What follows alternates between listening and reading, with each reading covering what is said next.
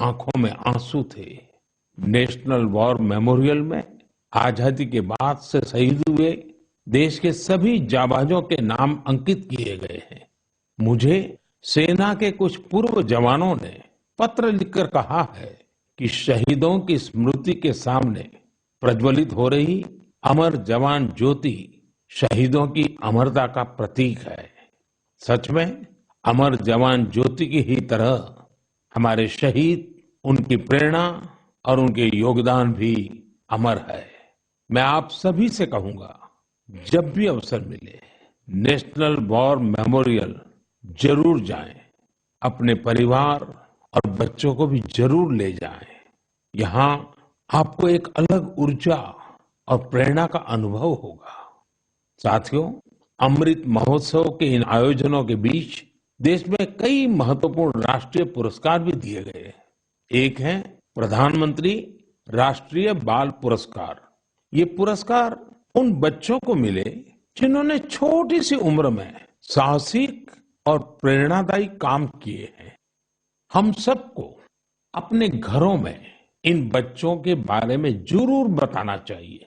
इनसे हमारे बच्चों को भी प्रेरणा मिलेगी और उनके भीतर देश का नाम रोशन करने का उत्साह जगेगा। देश में अभी पद्म सम्मान की भी घोषणा हुई है।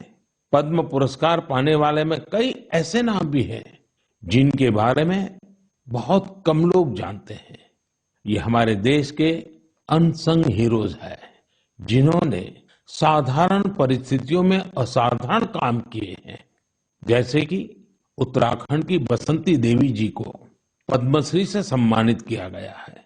बसंती देवी ने अपना पूरा जीवन संघर्षों के बीच जिया। कम उम्र में ही उनके पति का निधन हो गया था और वो एक आश्रम में रहने लगी। यहाँ रहकर उन्होंने नदी को बचाने के लिए संघर्ष किया और पर्यावरण के लिए असाधारण योगदान दिया। उन्होंने महिलाओं के सशक्तिकरण के लिए भी काफी काम किया है। इसी तरह मणिपुर की 77 साल की लौरेम्बम बिनो देवी दशकों से मणिपुर की लीबा टेक्सटाइल आर्ट का संरक्षण कर रही है। उन्हें भी पद्मश्री से सम्मानित किया गया है। मध्य प्रदेश के अर्जुन सिंह को बैगा आदिवासी नृत्य की कला को पहचान दिलाने के लिए पद्म सम्मान मिला है। पद्म सम्मान पाने वाले एक और व्यक्ति हैं श्रीमान अमाई महालिंगा नाइक। एक किसान है और कर्नाटका के रहने वाले हैं। इन्हें कुछ लोग टनल मैन भी कहते हैं। उन्होंने खेती में ऐसे ऐसे इनोवेशन किए हैं जिन्हें देखकर कोई भी हैरान रह जाए। इनके प्रयासों का बहुत बड़ा लाभ छोटे किसानों को हो रहा है। ऐसे और भी कई अनसंग हीरोज हैं जिन्हें देश ने उनके योगदान के लिए सम्मानित किया है। आप जरूर इनके बारे में जानने की कोशिश करिए। इनसे हमें जीवन में बहुत कुछ सीखने को मिलेगा। मेरे प्यारे देशवासियों, अमृत महोत्सव पर आप सब साथी मुझे ढेरों पत्र और मैसेज भेजते हैं, कई सुझाव भी देते हैं। इसी श्रृंखला में कुछ ऐसा हुआ है जो मेरे लिए अविस्मरणीय है। मुझे 1 करोड़ से ज्यादा बच्चों ने अपने मन की बात पोस्टकार्ड के जरिए लिखकर भेजी है। ये 1 करोड़ पोस्टकार्ड देश के अलग अलग हिस्सों से आए हैं, विदेश से भी आए हैं। समय निकालकर इनमें से काफी पोस्टकार्ड को मैंने पढ़ने का प्रयास किया है। इन पोस्टकार्ड्स में इस बात के दर्शन होते हैं कि देश के भविष्य के लिए हमारी नई पीढ़ी की सोच कितनी व्यापक और कितनी बड़ी है। मैंने मन की बात के श्रोताओं के लिए कुछ पोस्टकार्ड छांटे हैं जिन्हें मैं आपसे शेयर करना चाहता हूं। जैसे यह एक असम के गुवाहाटी से रिद्धिमा स्वर्गियारी का पोस्टकार्ड है। रिद्धिमा क्लास 7th की स्टूडेंट है और उन्होंने लिखा है कि वो आजादी के 100वें साल में एक ऐसा भारत देखना चाहती हैं जो दुनिया का सबसे स्वच्छ देश हो, आतंकवाद से पूरी तरह से मुक्त हो, 100% साक्षर देशों में शामिल हो, जीरो एक्सीडेंट कंट्री हो और सस्टेनेबल तकनीक से फूड सिक्योरिटी में सक्षम हो। रिद्धिमा, हमारी बेटियां जो सोचती हैं, जो सपने देश के लिए देखती हैं, वो तो पूरे होते ही हैं जब सबके प्रयास जुड़ेंगे। आपकी युवा पीढ़ी इसे लक्ष्य बनाकर काम करेगी तो आप भारत को जैसा बनाना चाहती हैं वैसे जरूर होगा। एक पोस्टकार्ड मुझे उत्तर प्रदेश के प्रयागराज की नव्या वर्मा का भी मिला है। नव्या ने लिखा है कि उनका सपना 2047 में ऐसे भारत का है जहां सभी को सम्मानपूर्ण जीवन मिले, जहां किसान समृद्ध हो और भ्रष्टाचार न हो। नव्या, देश के लिए आपका सपना बहुत सराहनीय है। इस दिशा में देश तेजी से आगे भी बढ़ रहा है। आपने भ्रष्टाचार मुक्त भारत की बात की। भ्रष्टाचार तो दीमक की तरह देश को खोखला करता है। उससे मुक्ति के लिए 2047 का इंतजार क्यों? ये काम हम सभी देशवासियों को, आज की युवा पीढ़ी को मिलकर करना है, जल्द से जल्द करना है। और इसके लिए बहुत जरूरी है कि हम अपने कर्तव्यों को प्राथमिकता दें। जहां कर्तव्य निभाने का एहसास होता है, कर्तव्य सर्वोपरि होता है, वहां भ्रष्टाचार फटक भी नहीं सकता।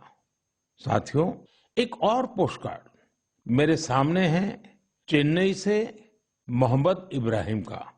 इब्राहिम 2047 में भारत को रक्षा के क्षेत्र में एक बड़ी ताकत के रूप में देखना चाहते हैं। वो चाहते हैं कि चंद्रमा पर भारत का अपना रिसर्च बेस हो और मंगल पर भारत मानव आबादी को बसाने का काम शुरू करे। साथ ही इब्राहिम पृथ्वी को भी प्रदूषण से मुक्त करने में भारत की बड़ी भूमिका देखते हैं।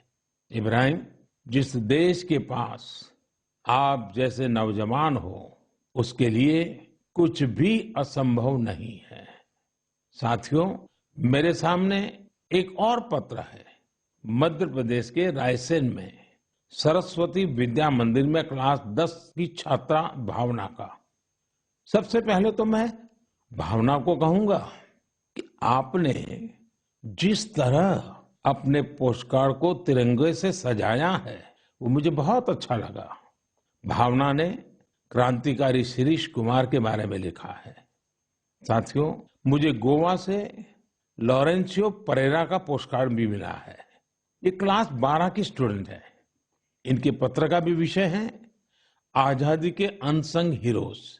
मैं इसका हिंदी भावार्थ आपको बता रहा हूं। इन्होंने लिखा है, भिकाजी कामा भारतीय स्वतंत्रता संग्राम में शामिल रही सबसे बहादुर महिलाओं में से एक थी। उन्होंने बेटियों को सशक्त करने के लिए देश विदेश में बहुत से अभियान चलाए, अनेक प्रदर्शनियां लगाई। निश्चित तौर पर भिकाजी कामा स्वाधीनता आंदोलन की सबसे जाबाज महिलाओं में से एक थी। 1907 में उन्होंने जर्मनी में तिरंगा फहराया था। इस तिरंगे को डिजाइन करने में जिस व्यक्ति ने उनका साथ दिया था वो थे श्री श्यामजी कृष्ण वर्मा। श्री श्यामजी कृष्ण वर्मा जी का निधन 1930 में जेनेवा में हुआ था। उनकी अंतिम इच्छा थी कि भारत की आजादी के बाद उनकी अस्थियां भारत लाई जाए। वैसे तो 1947 में आजादी के दूसरे ही दिन उनकी अस्थियां भारत वापस लानी चाहिए थी, लेकिन ये काम नहीं हुआ। शायद परमात्मा की इच्छा होगी ये काम मैं करूं, और इस काम का सौभाग्य भी मुझे ही मिला। जब मैं गुजरात का मुख्यमंत्री था तो वर्ष 2003 में उनकी अस्थियां भारत लाई गई थी। श्यामजी कृष्ण वर्मा जी की स्मृति में उनके जन्म स्थान कच्छ के मांडवी में एक स्मारक का निर्माण भी हुआ है। साथियों, भारत की आजादी के अमृत महोत्सव का उत्साह केवल हमारे देश में ही नहीं है। मुझे भारत के मित्र देश क्रोएशिया से भी 75 पोस्टकार्ड मिले हैं।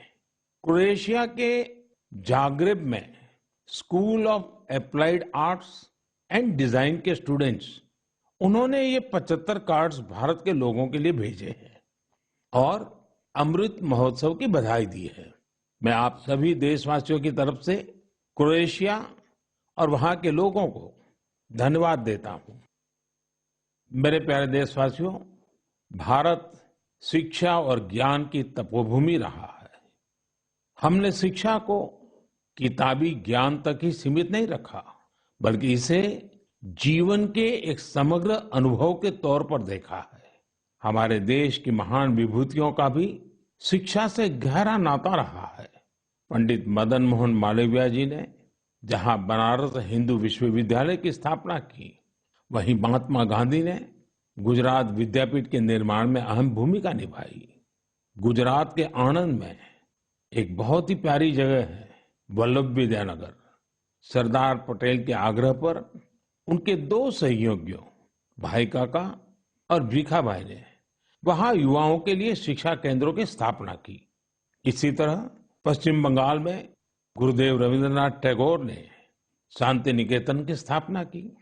महाराजा गायकवाड़ भी शिक्षा के प्रबल समर्थकों में से एक थे। उन्होंने कई शिक्षण संस्थानों का निर्माण करवाया और डॉक्टर अंबेडकर और श्री अरविंदो समेत अनेक विभूतियों को उच्च शिक्षा के लिए प्रेरित किया। ऐसे ही महानुभावों की सूची में एक नाम राजा महेंद्र प्रताप सिंह जी का भी है। राजा महेंद्र प्रताप सिंह जी ने एक टेक्निकल स्कूल की स्थापना के लिए अपना घर ही सौंप दिया था। उन्होंने अलीगढ़ और मथुरा में शिक्षा केंद्रों के निर्माण के लिए खूब आर्थिक मदद की। कुछ समय पहले मुझे अलीगढ़ में उनके नाम पर एक यूनिवर्सिटी की आधारशिला रखने का भी सौभाग्य प्राप्त हुआ। मुझे खुशी है कि शिक्षा के प्रकाश को जन जन तक पहुंचाने की वही जीवंत भावना भारत में आज भी कायम है। क्या आप जानते हैं कि इस भावना की सबसे सुंदर बात क्या है? वो ये है कि शिक्षा को लेकर ये जागरूकता समाज में हर स्तर पर दिख रही है। तमिलनाडु के त्रिपुर जिले के उदुमलपेट ब्लॉक में रहने वाली तायम्मल जी का उदाहरण तो बहुत ही प्रेरणादायी है। तायम्मल जी के पास अपनी कोई जमीन नहीं है।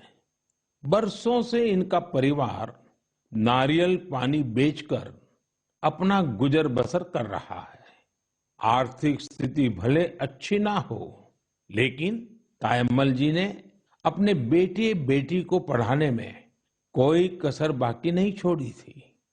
उनके बच्चे Chinnaveerampatti panchayat union middle school में पढ़ते थे।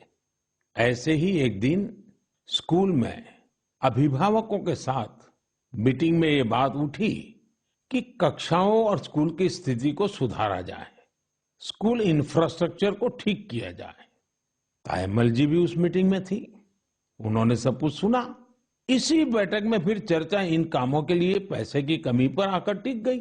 इसके बाद तायम्मल जी ने जो किया, उसकी कल्पना कोई नहीं कर सकता था। जिन तायम्मल जी ने नारियल पानी बेच बेचकर कुछ पूंजी जमा की थी, उन्होंने 1 लाख रुपए स्कूल के लिए दान कर दिए। वाकई ऐसा करने के लिए बहुत बड़ा दिल चाहिए, सेवा भाव चाहिए।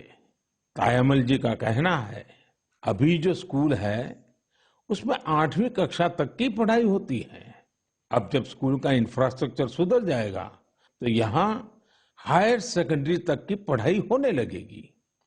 हमारे देश में शिक्षा को लेकर यह वही भावना है जिसकी मैं चर्चा कर रहा था।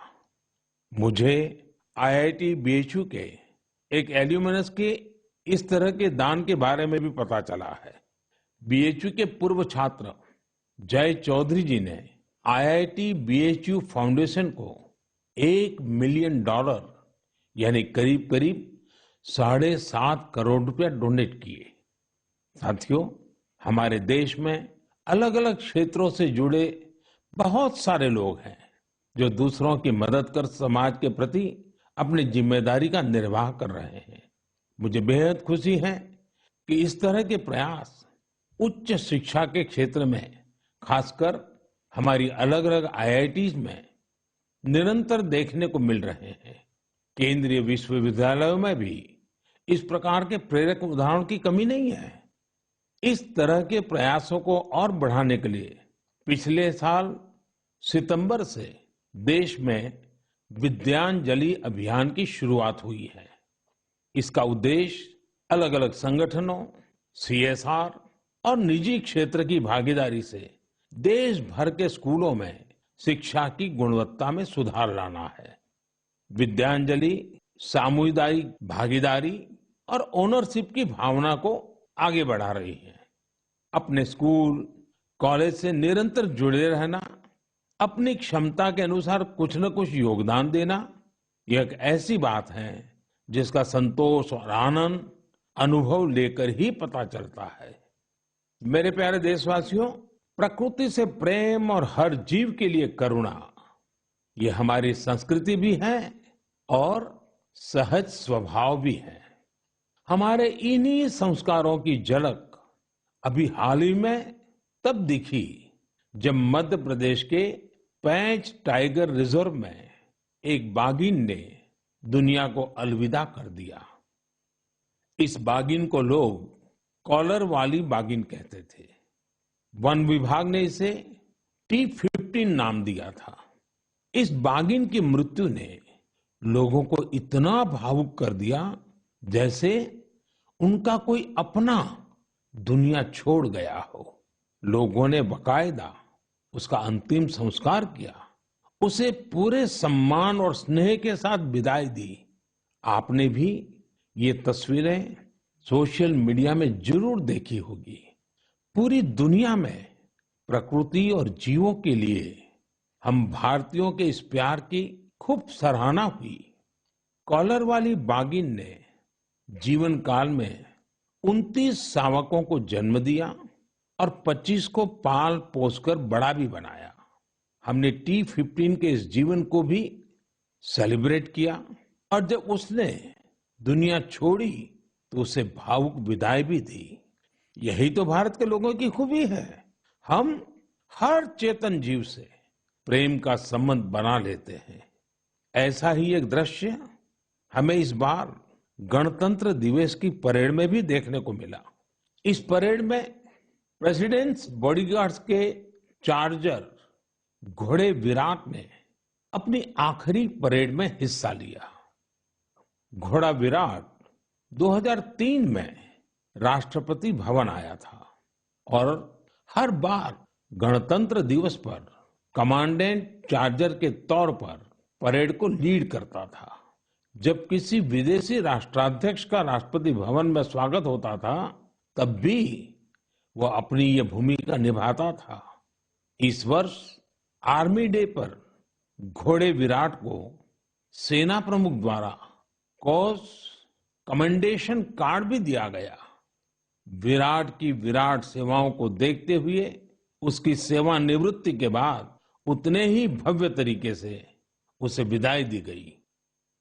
मेरे प्यारे देशवासियों, जब एकनिष्ठ प्रयास होता है, नेक नियत से काम होता है, तो उसके परिणाम भी मिलते हैं। इसका एक बेहतरीन उदाहरण सामने आया है असम से। असम का नाम लेते ही वहां के चाय बागान और बहुत सारे नेशनल पार्क का ख्याल आता है। साथ ही एक सींग वाले गैंडे यानी वन हॉर्न्ड राइनो की तस्वीर भी हमारे मन में उभरती है। आप सभी जानते हैं कि एक सींग वाला गैंडा हमेशा से असमिया संस्कृति का हिस्सा रहा है। भारत रत्न भूपेन हजारिका जी का ये गीत हर एक कान में गूंजता होगा। কাজিৰঙাৰ চিৰসেউজী পৰিৱেশ হস্তি ব্যাঘ্ৰ দেপাৰ এক খড়গৰ গড় পৃথিৱীয়ে চাই পক্ষীৰ সুদিয়া প্ৰকাশ মোৰ কাজিৰঙা নহয় যে বন্য। साथियों, इस गीत का जो अर्थ है वो बहुत सुसंगत है। इस गीत में कहा गया है, काजीरंगा का हरा भरा परिवेश, हाथी और बाघ का निवास, एक सींग वाले गैंडे को पृथ्वी देखे, पक्षियों का मधुर कलरव सुने। असम की विश्व प्रसिद्ध हथकरघा पर बुनी गई मूंगा और एरी की पोशाकों में भी गैंडों की आकृति दिखाई देती है। असम की संस्कृति में जिस गैंडे की इतनी बड़ी महिमा है, उसे भी संकटों का सामना करना पड़ता था। वर्ष 2013 में 37 और 2014 में 32 गैंडों को तस्करों ने मार डाला था। इस चुनौती से निपटने के लिए पिछले 7 वर्षों में असम सरकार के विशेष प्रयासों से गैंडों के शिकार के खिलाफ एक बहुत बड़ा अभियान चलाया गया। पिछले 22 सितंबर को वर्ल्ड राइनो डे के मौके पर तस्करों से जब्त किए गए 2400 से ज्यादा सींगों को जला दिया गया था। यह तस्करों के लिए एक सख्त संदेश था। ऐसे ही प्रयासों का नतीजा है कि अब असम में गैंडों के शिकार में लगातार कमी आ रही है। जहां 2013 में 37 गैंडे मारे गए थे, वहीं 2020 में 2 और 2021 में सिर्फ 1 गैंडे के शिकार का मामला सामने आया है। मैं गैंडों को बचाने के लिए असम के लोगों के संकल्प की सराहना करता हूं। साथियों, भारतीय संस्कृति के विविध रंगों और आध्यात्मिक शक्ति ने हमेशा से दुनिया भर के लोगों को अपनी ओर खींचा है। अगर मैं आपसे कहूं कि भारतीय संस्कृति अमेरिका, कनाडा, दुबई, सिंगापुर, पश्चिमी यूरोप और जापान में बहुत ही लोकप्रिय है, तो ये बात आपको बहुत सामान्य लगेगी, आपको कोई हैरानी नहीं होगी। लेकिन अगर ये कहूं कि भारतीय संस्कृति का लैटिन अमेरिका और साउथ अमेरिका में भी बड़ा आकर्षण है, तो आप एक बार जरूर सोच में पड़ जाएंगे। मैक्सिको में खादी को बढ़ावा देने की बात हो या फिर ब्राजील में भारतीय परंपराओं को लोकप्रिय बनाने का प्रयास, मन की बात में हम इन विषयों पर पहले चर्चा कर चुके हैं। आज मैं आपको अर्जेंटीना में फहरा रहे भारतीय संस्कृति के परचम के बारे में बताऊंगा। अर्जेंटीना में हमारी संस्कृति को बहुत पसंद किया जाता है। 2018 में मैंने अर्जेंटीना की अपनी यात्रा के दौरान योग के कार्यक्रम में योगा फॉर पीस में हिस्सा लिया था। यहाँ अर्जेंटीना में एक संस्था है, हस्तिनापुर फाउंडेशन। आपको सुनकर के आश्चर्य होता है ना, कहाँ अर्जेंटीना और वहां भी हस्तिनापुर फाउंडेशन। यह फाउंडेशन अर्जेंटीना में भारतीय वैदिक परंपराओं के प्रसार में जुटा है। इसकी स्थापना 40 साल पहले एक मैडम प्रोफेसर एडा एल्ब्रेट ने की थी। आज प्रोफेसर एडा एल्ब्रेट 90 वर्ष की होने जा रही है। भारत के साथ उनका जुड़ाव कैसे हुआ, ये भी बहुत दिलचस्प है। जब वो 18 साल की थी, तब पहली बार भारतीय संस्कृति की शक्ति से उनका परिचय हुआ। उन्होंने भारत में काफी समय भी बिताया, भगवत गीता और उपनिषदों के बारे में गहराई से जाना। आज हस्तिनापुर फाउंडेशन के 40,000 से अधिक सदस्य हैं और अर्जेंटीना एवं अन्य लैटिन अमेरिकी देशों में इसकी करीब 30 शाखाएं हैं। हस्तिनापुर फाउंडेशन ने स्पेनिश भाषा में 100 से अधिक वैदिक और दार्शनिक ग्रंथ भी प्रकाशित किए हैं। इनका आश्रम भी बहुत मनमोहक है। आश्रम में 12 मंदिरों का निर्माण कराया गया है, जिनमें अनेक देवी देवताओं की मूर्तियां हैं। इन सब के केंद्र में एक ऐसा मंदिर भी है जो अद्वैतवादी ध्यान के लिए बनाया गया है। साथियों, ऐसे ही सैकड़ों उदाहरण यह बताते हैं हमारी संस्कृति हमारे लिए ही नहीं बल्कि पूरी दुनिया के लिए एक अनमोल धरोहर है। दुनिया भर के लोग उसे जानना चाहते हैं, समझना चाहते हैं, जीना चाहते हैं। हमें भी पूरी जिम्मेदारी के साथ अपनी सांस्कृतिक विरासत को खुद अपने जीवन का हिस्सा बनाते हुए सब लोगों तक पहुंचाने का प्रयास करना चाहिए। मेरे प्यारे देशवासियों, मैं अब आपसे और खासकर अपने युवाओं से एक प्रश्न करना चाहता हूं। आप सोचिए, आप एक बार में कितने पुशअप कर सकते हैं? मैं जो आपको बताने वाला हूं, वो निश्चित रूप से आपको आश्चर्य से भर देगा। मणिपुर में 24 साल के युवा थोना ओजम निरंजॉय सिंह ने 1 मिनट में 109 पुशअप्स का रिकॉर्ड बनाया है। निरंजॉय सिंह के लिए रिकॉर्ड तोड़ना कोई बात नहीं है। इससे पहले भी उन्होंने 1 मिनट में एक हाथ से सबसे ज्यादा नकल पुशअप्स का रिकॉर्ड बनाया था। मुझे पूरा विश्वास है कि निरंजॉय सिंह से आप प्रेरित होंगे और फिजिकल फिटनेस को अपने जीवन का हिस्सा बनाएंगे। साथियों, आज मैं आपके साथ लद्दाख की एक ऐसी जानकारी साझा करना चाहता हूं जिसके बारे में जानकर आपको जरूर गर्व होगा। लद्दाख को जल्द ही एक शानदार ओपन सिंथेटिक ट्रैक और एस्ट्रो टर्फ फुटबॉल स्टेडियम की सौगात मिलने वाली है। यह स्टेडियम 10,000 फीट से अधिक की ऊंचाई पर बन रहा है और इसका निर्माण जल्द पूरा होने वाला है। लद्दाख का यह सबसे बड़ा ओपन स्टेडियम होगा जहां 30,000 दर्शक एक साथ बैठ सकेंगे। लद्दाख के इस आधुनिक फुटबॉल स्टेडियम में 8 लेन वाला एक सिंथेटिक ट्रैक भी होगा। इसके अलावा यहाँ 1,000 बेड वाले एक हॉस्टल की सुविधा भी होगी। आपको ये जानकर भी अच्छा लगेगा कि इस स्टेडियम को फुटबॉल की सबसे बड़ी संस्था फीफा ने भी सर्टिफाई किया है। जब भी स्पोर्ट्स का ऐसा कोई बड़ा इंफ्रास्ट्रक्चर तैयार होता है तो यह देश के युवाओं के लिए बेहतरीन अवसर लेकर आता है। साथ साथ जहां ये व्यवस्था होती है वहां भी देश भर के लोगों का आना जाना होता है, टूरिज्म को बढ़ावा मिलता है और रोजगार के अनेक अवसर पैदा होते हैं। इस स्टेडियम का भी लाभ लद्दाख के हमारे अनेकों युवाओं को होगा। मेरे प्यारे देशवासियों, मन की बात में इस बार भी हमने अनेक विषयों पर बात की। एक विषय और है जो इस समय सबके मन में है और वो है कोरोना का। कोरोना की नई वेव से भारत बहुत सफलता के साथ लड़ रहा है। ये भी गर्व की बात है कि अब तक करीब करीब 4.5 करोड़ बच्चों ने कोरोना वैक्सीन की डोज ले ली है।